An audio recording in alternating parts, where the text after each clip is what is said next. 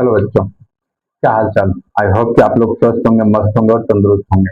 तो alpha series Hindi medium के अंदर जो है आज हम लोग पढ़ेंगे अवकलन के बारे में। अवकलन हमारे पास जो है बेसिक मैथमेटिक्स का सबसे महत्वपूर्ण टर्म है, तो इसके बारे में हम पढ़ेंगे। सबसे पहले हम लोग ये समझेंगे कि सर अवकलन होता क्या है। तो अवकलन का मतलब आप ये समझिए कि सर किसी भी चीजों को जैसे सपोज करिए कि हमारे पास ये मार्कर है, तो इस मार्कर को जो है छोटे छोटे टुकड़ों में जब हम तोड़ेंगे तो इससे तोड़ने की विधि को हम लोग अवकलन कहते हैं या अवकलन कह सकते हैं। अब चूंकि अवकलन हम लोग पढ़ रहे हैं गणित के अंदर, अवकलन हम लोग पढ़ रहे हैं भौतिकी के अंदर, तो सर भौतिकी के अंदर या गणित के अंदर तो हम ये नहीं कह सकते कि सर मार्कर को तोड़ने की विधि को जो है अवकलन कहते हैं, ऐसा तो बिल्कुल नहीं कह सकते। तो हम यहाँ पर क्या कहेंगे कि सर किसी भी चर में बदलाव आने की वजह से किसी फलन के अंदर बदलाव आ जाए तो उसे हम लोग अवकलन कहेंगे या डिफरेंशिएशन कहेंगे। ठीक है, तो चलिए हम लिखते हैं किसी फलन के चर में बदलाव आने की वजह से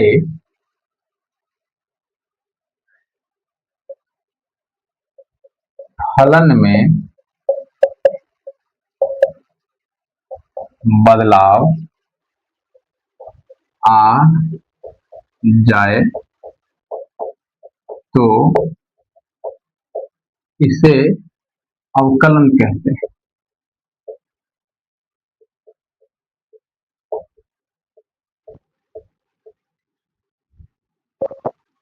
ठीक है, कोई दिक्कत नहीं है।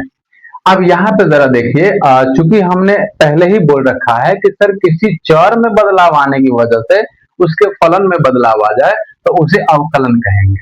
तो यहाँ पर हम मान लेते हैं कि सर हमारे पास, माना कि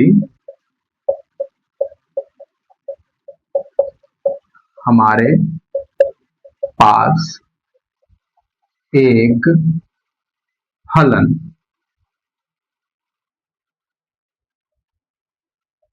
y बराबर एफ एक्स है। ठीक है, हम मान लेते हैं।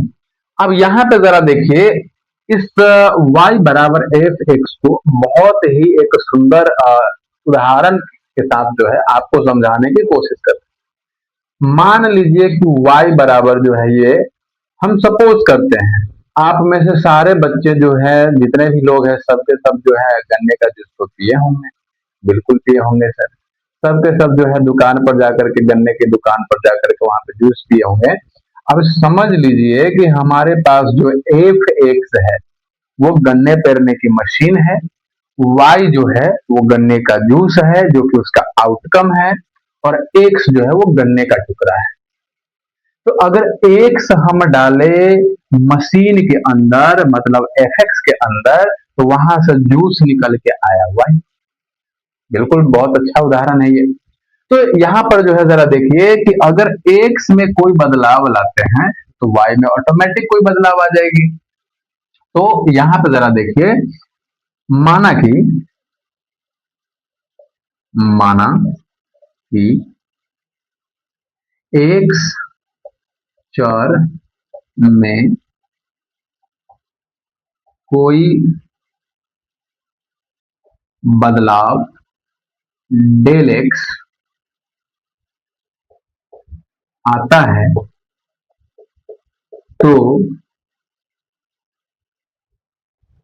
फलन में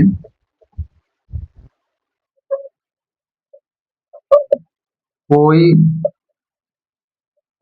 बदलाव डेल वाई आएगा। क्या आएगा? फलन में जो है कोई बदलाव डेल वाई आएगा। अब यहां पे जरा समझिए कि सर हम बोल दें कि सर यहां पर जो है y बराबर जो है हमारे पास जो है ये हो जाए y बराबर नहीं। अगर यहाँ पर जो है फलन चर में एक कोई बदलाव आया है तो यहाँ पर फलन में भी बदलाव आया है, तो डेल y बराबर हमारे पास F x plus del x.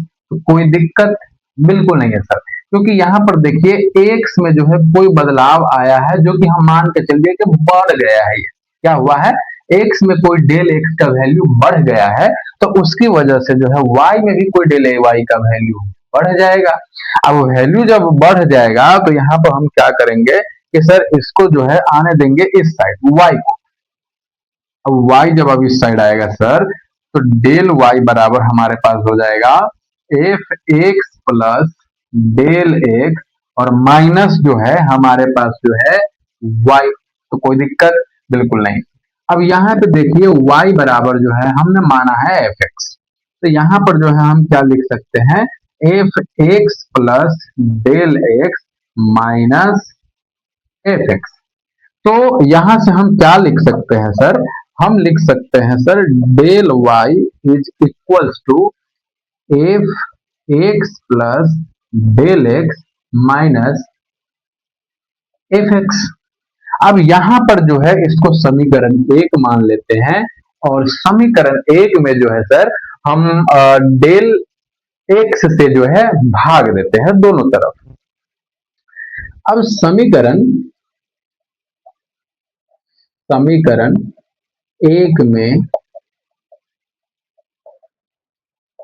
दोनों तरफ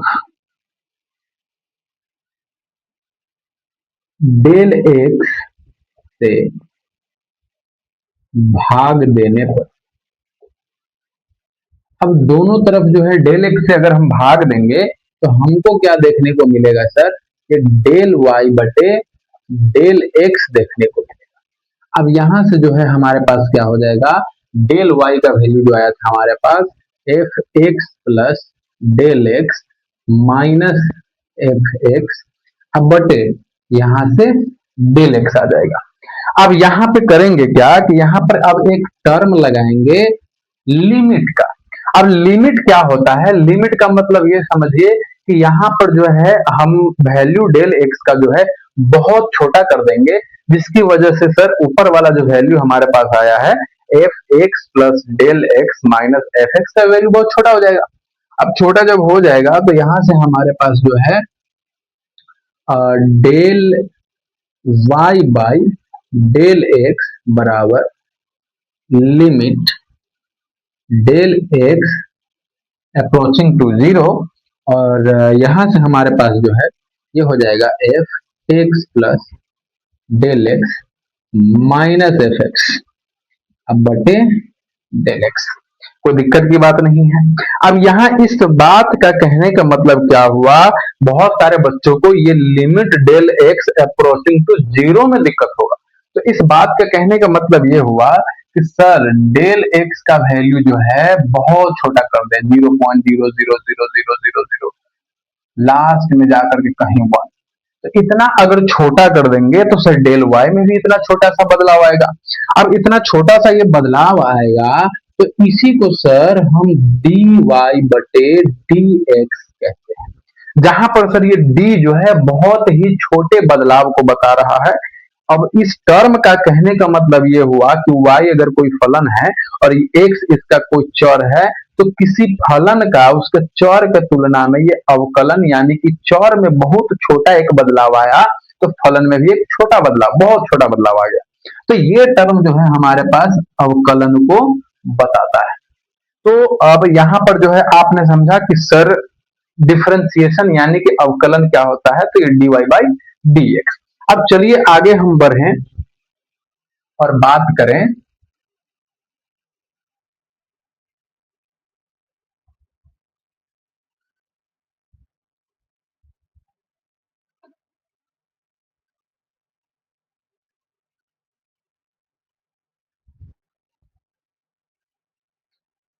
अब यहाँ पे जरा देखिए, यहाँ पर हम बोले कि सर अवकलन जो है हमारे पास आया है, अवकलन क्या आया है sir, d y by d x. तो इस बात का मतलब क्या हुआ कि अगर कहीं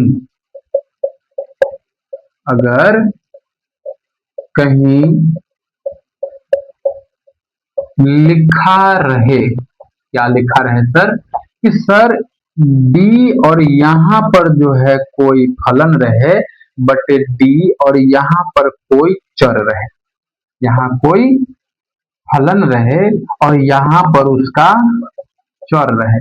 तो इस बात का मतलब हुआ कि सर ये जो है ओवरऑल हो रहा है हमारे पास अवकलन।